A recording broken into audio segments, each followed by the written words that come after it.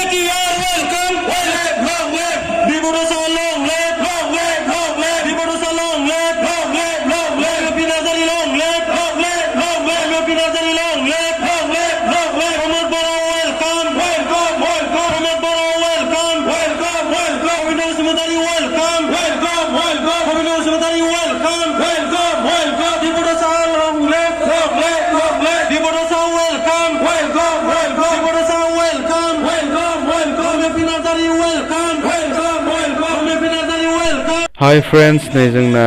प्रमद सार आरो गोविन्द सारा जोंनि भारत हादरनि बिफा आरो बर' हारिनि बिफाखौ मान बावना फैखांबाय।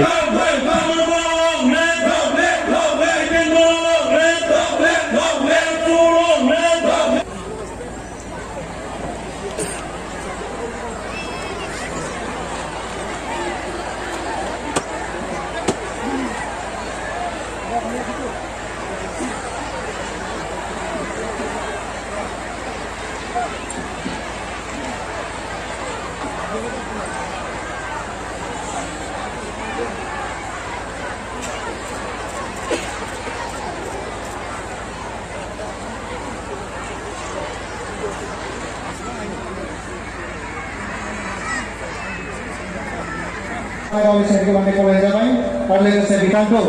जोङो जिल्ला आफादनिफ्राय बरायनानै लानाय जाबाय। गोबांथार जेबो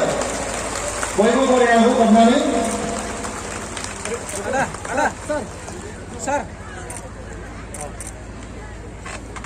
साबायखर सारनिसिम जोंनि बरायखौ लानाय आजावनाय जाबाय। बे समाव आङो साइडनि आवगायदों बिटिआरनि गोदान डिपुटि मावफुं सोद्रोमा बिथाङा जाबाय गोविन्द बसुमतारी सार बिथांखौबो दान्दिसे सारनानै गावनि साइडखौ लानानै खावलायबाय। गोबांथार बरायनायफोर आरो जिल्ला आफादनि बिथांखौ बरायनाय जाबाय।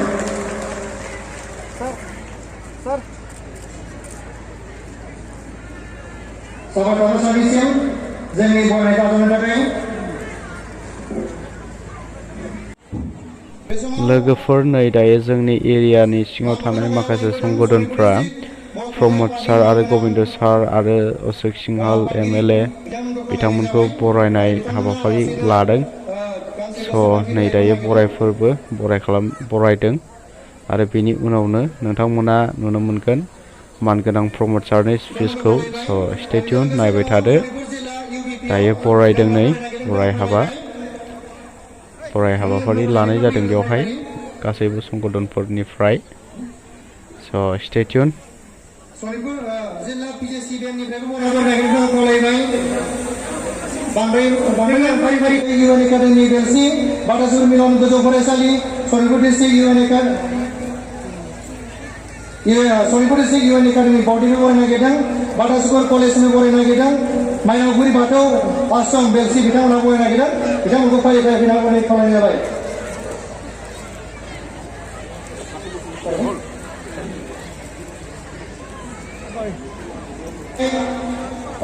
BTR सिम आरो डिपुटि सिम टेकेटर आरो बेबो अलायसे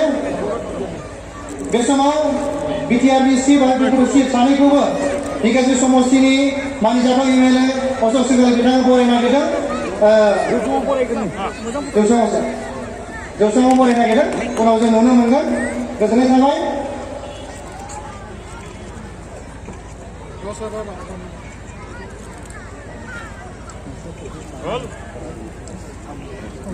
Thank you, sir.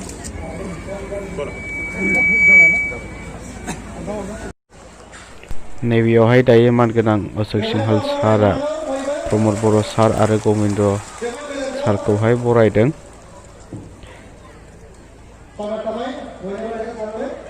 सनितपुर जिल्ला दुलाराय बर' फरायसा आफादनि बोसोरारि जथुम्मानि गेवलां मेलखौ सामलायनाय सनितपुर जिल्ला एबसुनि बारग' आफादगिरि बे गेवलां मेलाव बाहागो लानो हानाय बिटिआरआव गोदानै दाजानाय सरकारनि डिपुटि चिफ मोनसे समनि बिग्रायारि हान्जानि दैदेनगिरि मानगोनां गबिन्द बसुमतारी बाहागो लानो हानाय दुलाराय बर' फरायसा आफादनि बोसोनगिरि कुसुम स्वर्गियारि धिकाजुलि समष्टिनि MLA अशोक सिंघल बिथां আমাৰ বহু বছৰৰ পৰা সকলো সংগ্ৰাম সকলো কাম কাজত আমাক সদায় সহায় কৰি অহা পেৰুং চেৰি ডাঙৰীয়া মিছি এলাইট ছ'চাইটিৰ आसाम ज'নৰ पेकेट चेयारमेन बावहरबाय आरो नोंथांमोनखौ गोबाव समनि उनाव लोगो मोननानै आङो गोसोआव जोबोद रंजाखांनाय मोनदों आङो गिबियावनो गोसो गोरबोनिफ्राय साबायखर बावनो सानो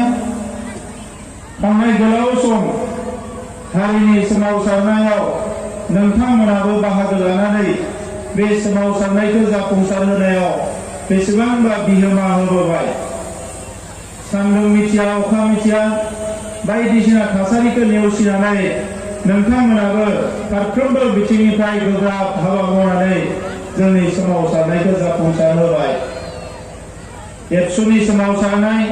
NDBनि सोमावसारनाय जेसेबां सोमावसारनाय जाबोदों बे मोनफ्रोमबो सोमावसारनायाव बाहागो लानानै जाफुंसार होनायनि थाखाय बे सनितपुर जिल्लानि साफ्रोमबो रायजो राजानिसिम आङो गोसो गोरबोनि सिबिनायखौ बावहरो बे ओनसोलनि गासैबो मंग्लंफोरनिसिम आंनि खुलुमनायखौ बावहरो बे सोमावसारनाय समाव न' बां सावजानाय बायदिसिना पुलिस मिलिटारिजों बुजानाय जोंनि दुखुथिया साफ्रोमबो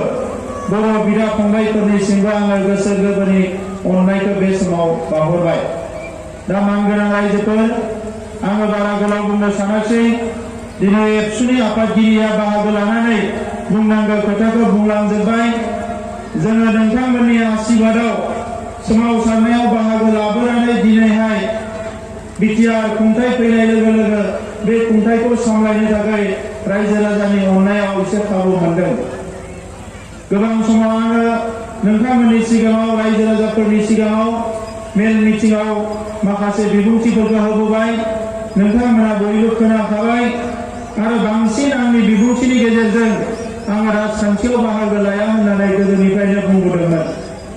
आरो आंनि गोसो गोरबोआव सोंनानै नायोब्ला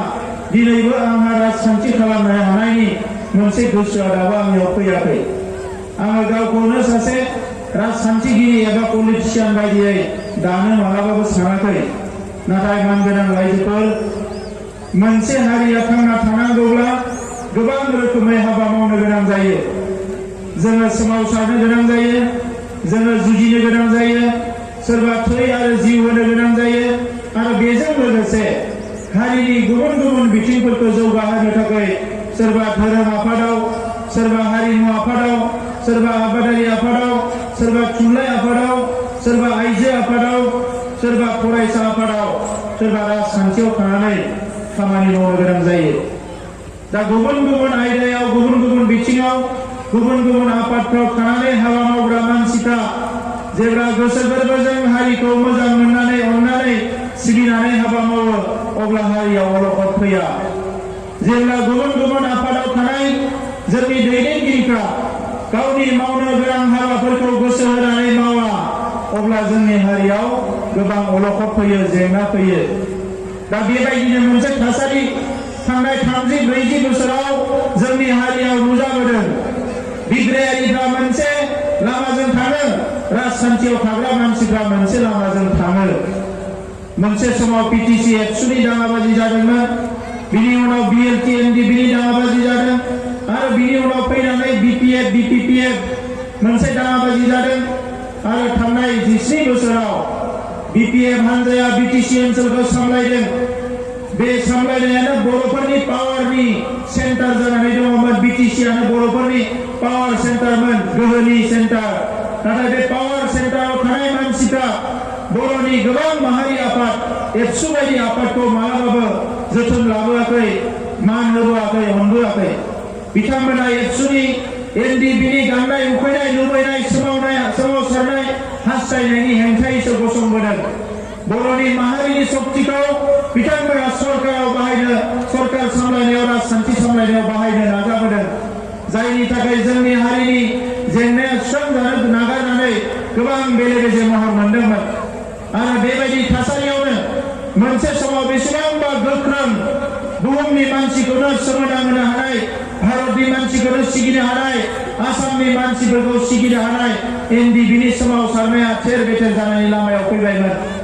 मोनसेनि उनाव मोननै, मोननैनि उनाव मोनथाम, मोनथामनि उनाव मोनब्रै गावस्रानानै NDBनि सोमावसारनायखौनो थेर-बेथेर खालामनो नाजाबायमोन माखासे फैसारि खालामग्रा राजखान्थि दैदेनगिरिफ्रा। नाथाय दिनै जोङो बाख्नायनांगोन, साबायखर बावनांगोन। दिनै जाय बिथाङा BTR सरकाराव डिपुटि चिफ जाबाय, गबिन्द बसुमतारी बिथांनि दैदेननायाव, बिथांनि जे सैज्य खालामनो हानाय गोहो, गोलाव समसिम नायहरनो हानाय, इयुन नोजोर लानो हानाय गोहो आरो बिथांनि जि लिडारशिप, बिनि गेजेरजोंनो जेरैखि जाया गाबथानानै आरो जों दुलाराय बर' फरायसा आफादा बिथांजों थाफानानै जों बयबो ज'-ज'यै खौसेयै बे मुभमेन्टखौ, बे सोमावसारनायखौ मोनसे मान सन्माननि गेजेरजों थांनाय 27 जानुवारियाव फिनिशिं खालामनो हादों। दा बियो जोंनि थाखाय बेसेबांबा मोनसे गिदिर जारिमिन, मान गोनां रायजो राजाफोरमोन। जोंनि सरकारानो एकर्डनि हेंथायै गसंदोंमोन, जेराव जोंनि मोनसे सोमावसारनायखौ मान सन्माननि गेजेरजों फिनिशिंआव लाबोनानै हारिनि थाखाय माबा मोनसे बिना लाबोनांगौ, बेबायदि समाव सरकाराव थाग्रा हाग्रामा महिलारिमोना जोंनि हेंथायै गसंदोंमोन। जोबोद दुखुनांथाव बाथ्रा। आरो दिनै एबसुनि आफादगिरिया बुंनाय बायदि आंबो बुंनांगोन, बर'नि सा 12 MLA, सा 22 MLA, 3 मन्त्रि, चिफ, डिपुटि चिफ, जेसेबां गिदिर गिदिर लिडारफोर दङ, MP MLA जोंनि हेंथायै गसंदोंमोन। आरो बै समाव जोंनि हारिनि नङाब्लाबो बिथां अशोक चन्द्रआ जोंजों साया बायदि थाफाना खामानि मावदोंमोन। दा बिथांखौ एबसुनि आफादगिरिया जेरैबायदि बाख्नायदों, आंबो दिनै बुंनांगोन, धिकाजुलिनि आइ आफा रायजो राजाया 5 बोसोर सिगाङाव बिथांखौ देरहाहोनायानो बर' हारिनि नैबे जेंनाखौ सुस्रांनायाव बेसेबांबा गिदिर खामानि मावनाय जादों। दा बिथांनि फारसे जोंहा दाहार थानानै दङ नैबे एकर्डनि बेलायाव। आं बिथांखौ साबायखर बावो। दा सनितपुर जिल्लानि रायजो राजा नोंथांमोन, दिनै माखासे खोथाखौ जोङो अपेनलि बुङाखैमोन, मानोना जोंनि सुथुरा गोबां। जोंखौ आगानफ्रोमबो सुथुरफ्रा हेंथा होनो नागिरो। दिल्लीयावबो सोरबाया हेंथा होयो, दिसपुरावबो हेंथा होयो आरो बड'लेण्डआवथ' सानफ्रोमबो नोंथांमोना नुबाय इलेक्सननि समाव बेसेबांबा बुलायनाय, बायदिसिना एटाक खालामलायनाय, बे थासारिखौनो माखासे मानसिफ्रा थांनाय 19 बोसोराव खालामबोदों। दा नंखायनो रायजोफोर एकर्डआ जाबाय आरो बे एकर्डआव आं नोंथांमोननि सिगाङाव बुंदोंमोन, एकर्डखौ इखालिसो खालामगोन जिखालि गभर्नमेन्टआ सानजाहा सिमाखौ बारायगोन होननानै जोंनि सिगाङाव खोथा होगोन। आरो बिथांमोना जेब्ला सानजानि सिमाखौ बारायगोन होननानै बुंबाय, अब्ला जों आलादा रायजोखौ दोनथ'नानैब्लाबो जों एकर्ड खालामनो थाखाय राजि जादों। आरो दिनै BTR सरकार दाखांनायनि उनाव आंनि आरो गबिन्द बसुमतारीनि आरो दुलाराय बर' फरायसा आफादनि जोंनि बयनिबो खामानिया जाबाय जोंनि सानजाहानि सिमाखौ रोखा खालामनांगौ। राजखान्थिनि नामाव राजखान्थि खालामनो फैयाखै रायजोफोर राजखान्थिनि नामाव राजखान्थि खालामनो फैयाखै हारि दानायनि राजखान्थि खालामनो फैदों नंखायनो बिटिआर ओनसोलाव गासैबो रायजो राजाफोरनि सिगाङाव आं बुंदों जोंनि साख्रिया राजखान्थिनि साख्रिया साननै थायोना सानथाम थायो बेजों खोथा गैया नाथाय सोरबा उल्था उल्थि खामानि मावनाय मानसिखौ जों रावखौबो रेहाय होनाय नङा जायफोर सोबख'दों नासयदों थगायदों गादबदों राजखान्थिनि नेताबाबो अफिसारबाबो बिथांमोनखौ रावखौबो रेहाय होनाय नङा मानोना बे हारिया गोबां खस्थ' मोनबोबाय दिनै बे हारियाबो मोजाङै हां लानानै उदाङै संसार जानो हानाय मोनसे परिबेस दानो नांगोन आरो बेखौ दानो होननानैनो जोङो राजखान्थियाव फैनो गोनां जादों ना गोबिन्द बसुमतारी बिथाङा राजखान्थि खालामनो गोसो दङमोन ना आंहा राजखान्थि खालामनो गोसो दङमोन जोंहा राजखान्थि खालामनो गोसो गैयामोन दा ओंखायनो आं नोंथांमोनखौ बुंगोन जे नोंथांमोना जेसेबां दिन जोङो बेवहाय थागोन 3 बोसोर 5 बोसोर जेसेबां थाया मानो राजखान्थियाव जेब्लायबो नोंथांमोना बे बिग्रायारि गोसोखौ जोंनियाव नायगिरना मोनगोन नोंथांमोना जाहाथे सन्देह खालामा दा दिनै हा हुनि खोथाया थाबाय सनितपुर जिल्लाल' नङा सारा इन्डियायाव फरेस्ट डुवेलार्स एक्ट इमप्लिमेन्ट खालामनायाव गभर्नमेन्टआ माखासे हेंथा होदों बिथाङा गुबुन हारिनि जानायलाय मुंखौ मख'वाखै थांनाय समाव दावली मन्त्रिया जोंनि बर'निनो चन्दन ब्रह्मआ फैनानै बे राङापारायाव हाखौ सुफैबाय एनजिअ थिनहरबाय फैसा थांबाय हा बिगासेल' बिथाङा पाट्टा खालामना होआसै बे दाया सोरनि जोंनिनो मानसिफोरनि दाय थांनाय 15 बोसोराव मालाबा आब' प्रमिला WPT मन्त्रि जादों मालाबा चन्दन ब्रह्म WPT मन्त्रि जादों आरो हा हु होनांगौनि बिबाना WPTनि सायावमोन नाथाय दिनैसिम बेसेबांबा नाजानायनि उनावबो WPTआ बे खामानिखौ मावफुङाखै बिथाङा रायलायनानै पद्म हाजरिका बिथांखौबो गुरै खालामबाय माखासे MLAफोरखौ गुरै खालामबाय बिथांमोना हा होनो रेडि जाबाय आंजोंबो रायलायबाय जेंना खालामला नाथाय जोंनि मन्त्रियासो हा हु होनायाव बिथांमोना हेंथा होबाय दा दिनै राजखान्थिनि थाखाय उल्टां फाल्टां खोथाफोरखौ बिथांमोना बुङो नाथाय नंगुबै खामानिखौ बिथांमोना मावाखै दा ओंखायनो जों नाजादों फैगौ एसेम्बलि इलेक्सनाव जाय हारिनि हेंथा खामानि मावग्रा बिथांमोनखौ फेजेनजोबनानै मोजां मानसिखौ लाबोनानै हां मोनसेयावनो बे जेंनाफोरखौ जों फोजोबजोबनांगोन मानोना हारिया गासैबो अधिकारखौ जोङो मोननांगोन दा ओंखायनो नोंथांमोना दासान दिनै गामिफ्रा हाबाखै होननानै जोङो नोंथांमोननि थाखाय खामानि मावनाय नङा बुहुमनि बर'फोरखौ खौसे खालामनानै गेरेमसा हारि दानायनि जे एजेन्डा बेखौ बड'फा उपेन्द्रनाथ ब्रह्मआ जोंनो होलांदों आरो बे एजेन्डाखौ मोगथां महर होनो थाखायनो दिनै राजखान्थियाव फैदों दा ओंखायनो दिनै एबसुनि मिटिङाव फैदों गाबोन समफोरा एबसुनि मिटिङाव लिङाबाबो जों गावनो गामि गामि बेरायफैगोन मा जेंना दङ मा जेंना गैया बेखौ मावनांगौआ बर' फिसा हिसाबै आंनि बिबान दा ओंखायनो MLA बिथांखौ आं बुंदों बे लामाखौ थाबैनो खालामनानै होनांगोन दै खुरखानायखौ मावनानै होनांगोन बे सारा खामानिखौ बिथांमोना जेखौ हायो मावगोन जेखौ बिथांमोना मावनो हाया बहाबा थानसालि लुनांगौ मन्दिर लुनांगौ बहाबा जोंहा स्कुल कलेजनि जेंना दङ बे गासैबो खामानिखौ मावनांगौ जोंनि बिबान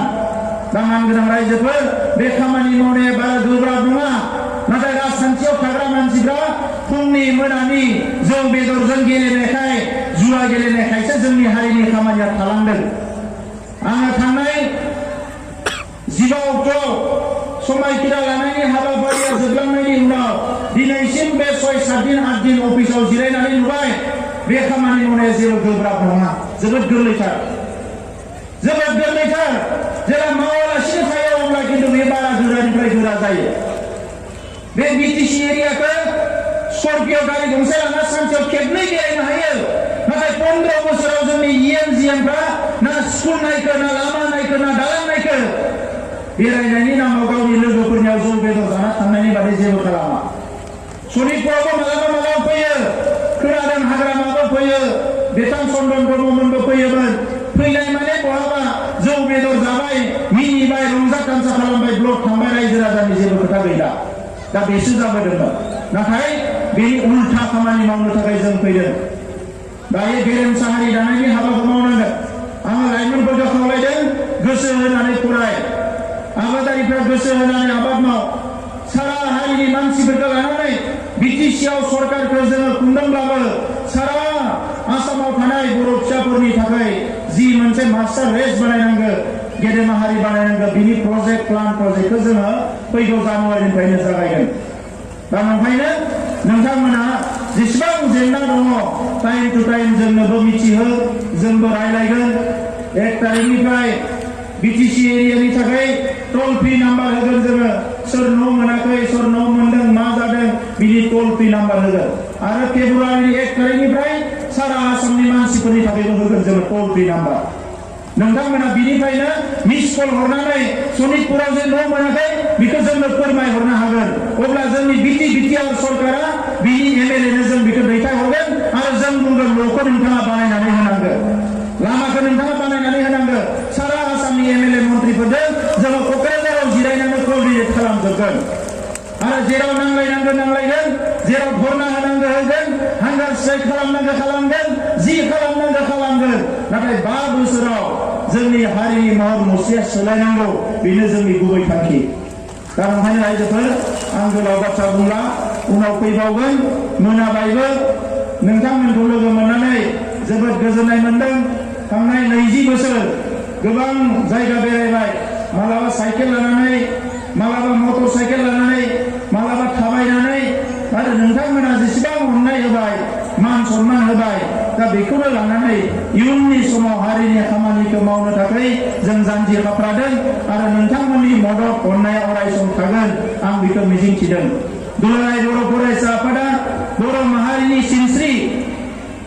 बे दुलाराय बर' फरायसा आफादखौ जोङो मालाबाबो बावनानै थानो नाङा जाय जेरावनो थाङा मानो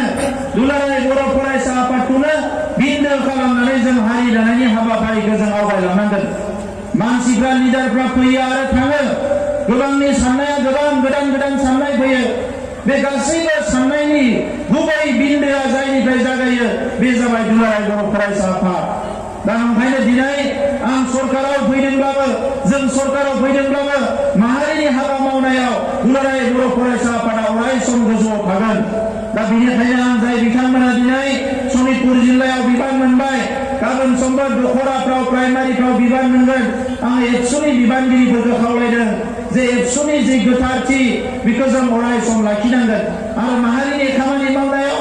रावजोंबो जाहाथे दुलाराय बर' फरायसा आफादा कमप्रमाइज खालामा दा बेखौनो आङो खावलायो मानोना हारियाव मोनसे आफाद नाङो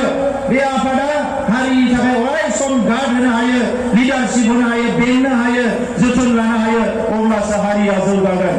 दा बेखिनि खोथाखौनो बुंनानै बयनिसिमबो अननाय सिबिनायखौ बावहरनानै इयुनाव खौसेयै ज'ज'यै जों हाबा मावलांनो हागोन बेखौ मिजिंथिनानै आंनि बुंनायखौ फोजोबनो सानबाय आरो राजखान्थिया दिनै सोलाय सोल'नि मोनसे बारहावा बारदों दा बेवहाय राजखान्थियाव फैबाय हिसाबै आं नोंथांमोनखौबो खावलायलांनो नागिरो सम आरो थासारिखौ बुजिनानै सनितपुर ओनसोलनि